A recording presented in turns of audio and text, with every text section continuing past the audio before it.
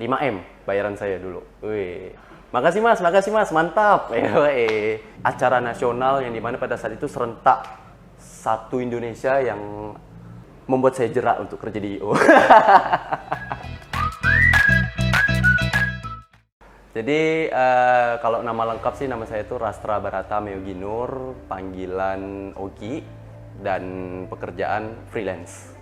Iya, saya MU Pak, karena MC sering kalah. Jadi saya MC Pak, ya saya MC. Jadi kalau cerita dari MC sebenarnya dari 2013 awal tuh saya udah nge-MC, ya bawakan sebuah acara. Jadi untuk bayaran pertama tuh saya udah dibayar 5M bayaran saya dulu. Wih. Makasih mas, mantap. Itu 5M. Jangan jerak ya. Iya, itu. Tos, sip, pulang. Itu bayaran pertama saya waktu itu sih. Jadi waktu 2013 setelah lulus sekolah kan 2012, saya nonton acara yang cukup beda waktu itu di TV nasional, di satu di antara TV nasional. TV itu namanya Kompas TV, jadi itu nayangkan acara stand up komedi Indonesia. Ternyata di Pontianak juga ada komunitas stand up komedi. Nah di situ ternyata stand up komedi itu juga selain mengajarkan, mempertajam sense of humor kita atau selera humor kita di situ, ternyata juga mengajarkan terkait ilmu public speaking. Dan buat kawan-kawan yang mungkin masih fresh graduate atau mungkin baru lulus sekolah dan bingung kuliah pengen dapat uang tambahan, cobalah belajar dari MC.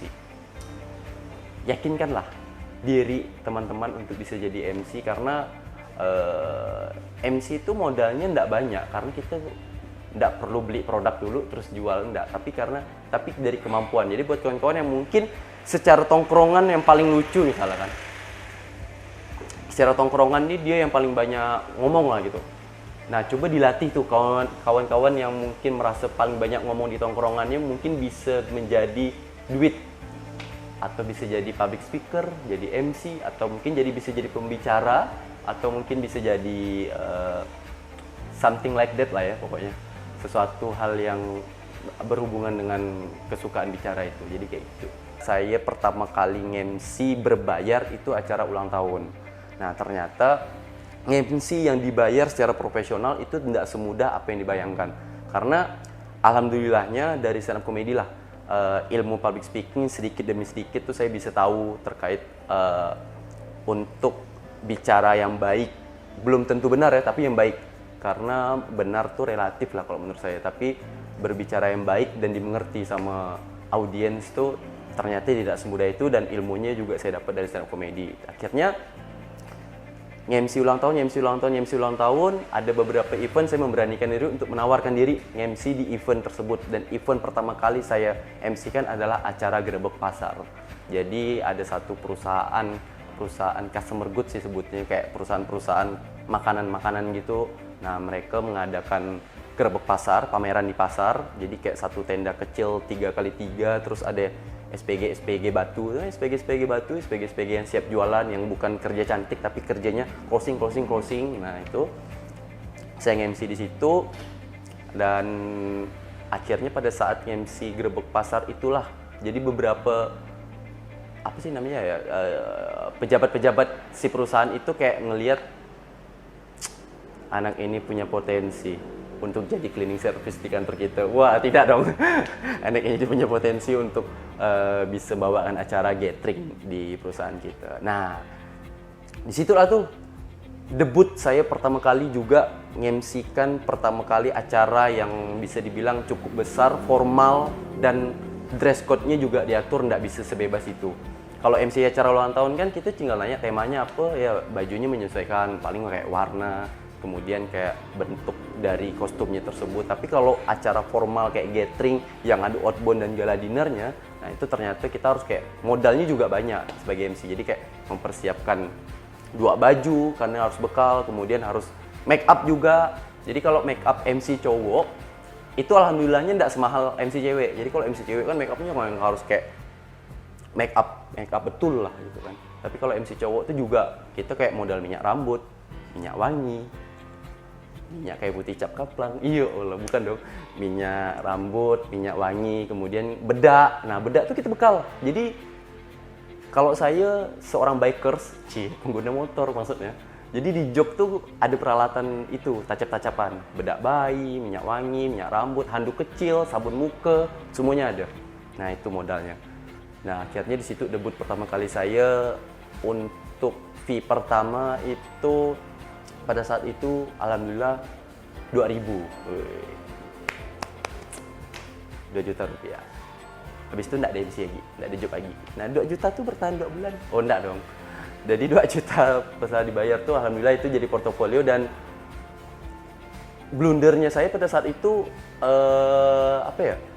Saya enggak nyimpan foto, enggak mencatat juga secara CV kalau kayak kita ngelamar perusahaan. Nah, itu saya enggak ngeh akan hal itu. Saya enggak ngerti administratif terkait hal itu untuk bisa jualan kita ke depannya. Ternyata saya enggak sampai situ ilmu yang saya dapat. Ternyata bukan cuma public speaking doang yang saya dapatkan. Nah, akhirnya dari situ ternyata penting juga ilmu marketing jasa seperti saya ini. Terus yang mana kita jualan tuh produknya enggak ada, tapi yang kita jual ini adalah pelayanan ya, bisa dibilang service, lebih ke service untuk memuaskan emosi dan mental klien kita. Berjalannya waktu saya nge-MC Honda Roadshow, nah itu saya berani upload tuh Instagram kalau saya nge-MC. Nah, disitulah saya merasa jam terbang saya sudah cukup untuk di MC. Dan sampai debut paling besar saya megang event tuh ada event nasional. Ada 2 event besar yang saya pegang pada saat itu waktu di Tribun, yaitu acara Pegadaian, Degaderan dengan bintang tamu Kotak, dan acara Millennial Road Safety Festival. Road Safety. Itu MRSF tuh acara, menurut saya itu acara nasional yang dimana pada saat itu serentak satu Indonesia yang membuat saya jerak untuk kerja di IO. Kawan-kawan di belakang saya juga menjadi saksi. Kawan-kawan SN juga menjadi saksi. Sekarang di 2021 akad resepsi saya jabanin.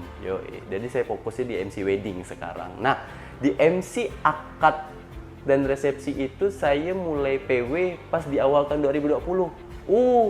Beserta job-job promnet pada saat itu. Masuk dah tuh job-job promnet. Jadi kawan-kawan sekolah negeri ngejar promnet sebelum puasa. Sekolah-sekolah swasta kayak Petrus, Immanuel, Paulus, dan lain-lain. Nah, itu di bulan puasa promnetnya. Sudah terbooking dong. Aman dong finansial sebelum lebaran. Pandemi COVID, macam apa itu? Drama COVID datang, akhirnya beberapa tempat dan izin keramaian tidak mengizinkan untuk berkerumunan, event, dan lain-lain. Akhirnya semua putus, dan akhirnya dari pandemi saya juga belajar, ternyata usaha jasa resikonya seperti itu. Jadi saya mencoba untuk apa yang bisa jadi duit pada saat itu, tapi tetap halal. Dan akhirnya pandemi selesai, alhamdulillah sampai sekarang saya yakin MC wedding juga bisa hidup. Dan akhirnya saya punya anak 1, istri yang di Pontianak. Enggak, satu. Istri 1, anak 1. Jadi sampai sekarang saya bergelut dan berkecimpung di dunia MC, wedding, akad, resepsi. Cukup sekian video kita kali ini. Jangan lupa kalau kawan-kawan suka dengan video ini, pencet like. Kalau enggak suka, dislike pun enggak apa-apa. Yang penting jujur, ya kan? Karena aku enggak suka dengan orang ini gitu. Dislike ya. Kasih komentar, kasih saran, kritik. Terus itu. Jangan lupa subscribe pastinya. Dan jangan lupa follow juga Instagram Cari Usaha. Dan sampai jumpa lagi. Mohon maaf jika ada salah kata. Jauhi narkoba. Ingat 5M. Memakai masker, mencuci tangan, menjauhi kerumunan, memperkuat imun, dan memperbanyak olahraga. Jauhi narkoba. Saya Yogi. Assalamualaikum warahmatullahi wabarakatuh. Sampai jumpa di video Cari Usaha selanjutnya. Kayak vlog-vlog tuh.